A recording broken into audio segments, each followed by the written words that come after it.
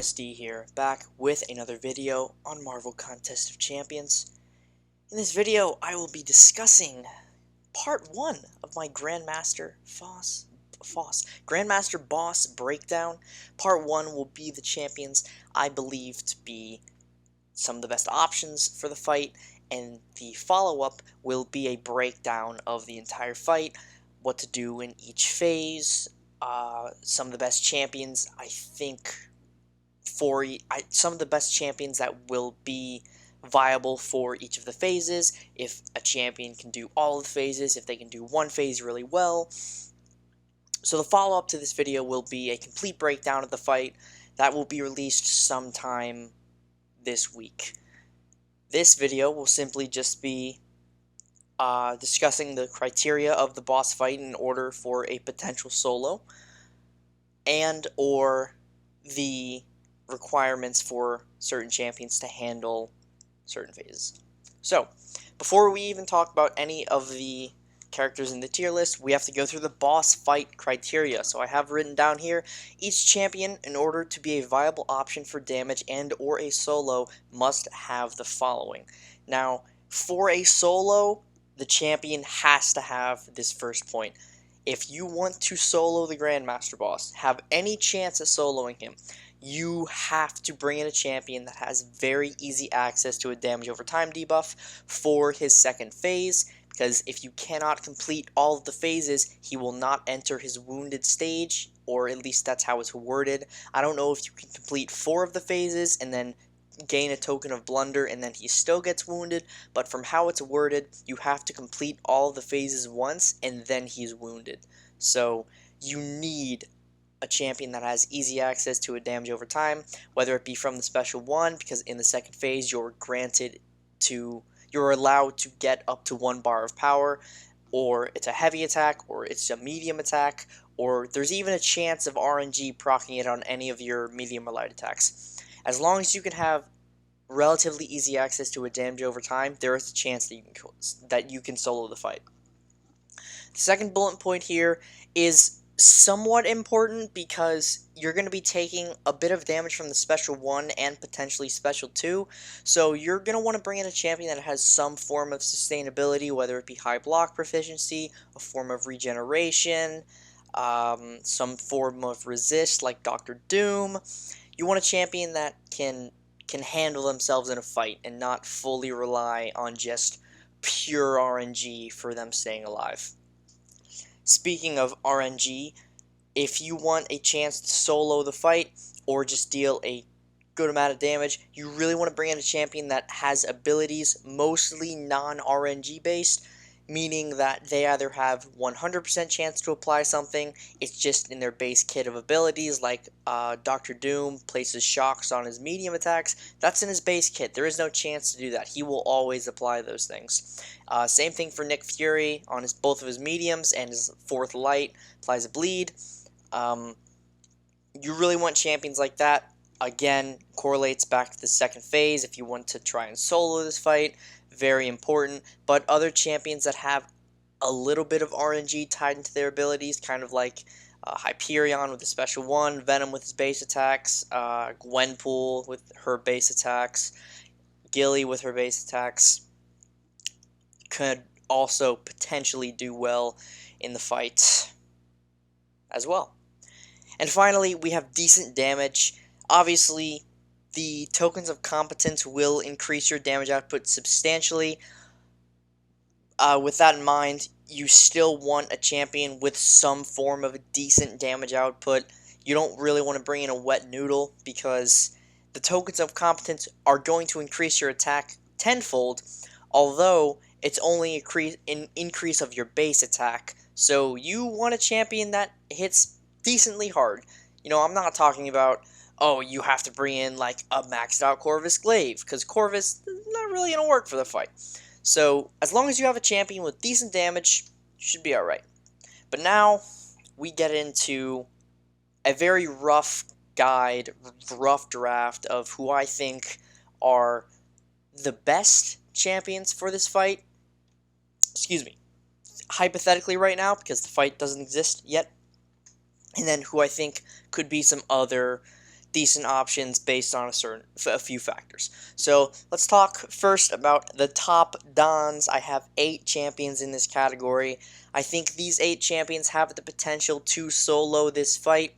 Abilities could change. Nodes could be added. I really hope nodes aren't added. Please, God, have mercy. But if it's just a solid Grandmaster fight, probably, 600,000 health if I'm estimating, I feel like these champions will shine. So I'll try to go through them relatively quickly. I don't want to make this video very long. I'd rather have this video be kind of on the short side, maybe 5 or 10 minutes, and then the other video be more of an in-depth analysis of the Grandmaster fight itself. So Captain America Infinity War, he's sustainable, easy access to a DOT on the special 1, and really good damage output. Boom, there you go. Dr. Doom, I actually think he might be the best option for this fight. His medium attacks put on shock, that's a DOT. Very, very tanky, very sustainable, and just sick amounts of damage output. So Dr. Doom, I think, is probably the best option for this fight. Moving on to, well, there isn't really a tier list here. It's just 8 champions who I think are going to rock this fight. Then we have Thing with the full Fantastic Four synergy. That's really the only way I think Thing could solo this fight, because if you don't have at least Human Torch on the team, you don't have access to a DOT, so you can't get by the second phase from how it is displayed in the Grandmaster's abilities. But, okay, alright. But Thing with the full Fantastic Four probably could solo the fight with, if you understand the fight, pretty easily. Then we have Namor. Namor, after his nerf, is actually better for this fight than before his nerf. It gives him easier access to a DOT for the second phase. He also has regeneration, really good damage output, and if you're awakened, you have that reflect damage, but that's probably not going to really matter in this fight because there is no damage to reflect. But Namor, since his nerf, is actually better for this fight before his nerf, when he was at his normal state. So Namor, I think, is actually going to be pretty good for this fight, and he doesn't need to be awakened for it either, so awesome. Another character that will probably be really good for this fight is Omega Red. Very easy access to a DOT on the heavy attack. He's got regeneration. He's got decent damage output. I actually don't know if the Grandmaster will take any damage from Omega's Death Spores. We'll have to see. I had the same question for Human Torch with his Nova Flames because they're both passive. So I guess we'll have to wait and see, but even if he doesn't, Omega's damage output is still pretty good. He's got regen, which makes him sustainable, easy access to a DOT, the degen on the heavy. It's just a good time, so Omega, I think, is going to be pretty good. Another champion that might be one of the best for this, probably top 3, is Warlock. Warlock, sustainable. He's got regen if you can reach special 3, but it's probably not going to happen, so let's not even say that he has regen. Easy access to a DOT on the heavy. Boom, there you go. Second phase, handled. Special attacks can't crit, so even if you get hit by a special, which, I mean, to be fair, if you get hit by a special with the Grandmaster, you're basically dead. But special attacks can't crit against Warlock, so let's say you get hit by the special 2. Oh, oof, you got hit by the special 2. None of it's going to crit if you have your armor up, so you're gonna take less damage. And plus, his normal, damage output in terms of just basic hit ratio is pretty solid. So Warlock, I think, is going to be very good for this fight. Moving on to the 7th spot in top Dons, Hyperion. Hyperion is really the only champion in this category that I'm a little concerned about. Now, granted, Hyperion having a 60% chance to place up to 5 Incinerates on a special 1 is good, and that most likely means you're going to get at least 1 Incinerate on the opponent, but it doesn't guarantee it. And that's why I'm a little bit worried about Hyperion, but just because of the amount of power that he will be gaining throughout the fight, and when you're in that second phase, you're allowed to get at least 1 bar of power, and you can just spam special 1. I think Hyperion will have the potential to be a great option for this fight. He's also very sustainable, and his damage output is just plain ridiculous. Finally, in the top Dons category, we have Nick Fury. Nick Fury, especially with that second life, is going to be very valuable for this fight. I presume the easy access to a DOT on both of his mediums. You're not going to want to use lights because he doesn't take any damage from DOT. It's just there to complete the challenge for the second phase. But Nick, with his Fury's Fury, with his base damage output, with his utility, I think Nick Fury is going to be very solid for this fight.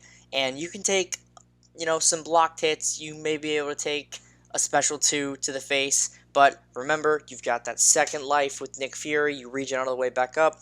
And then you have that massive Fury from the LMD getting destroyed, but you have to play a little bit on your toes. So with Nick Fury, you just want to preserve that first life as much as possible, I presume.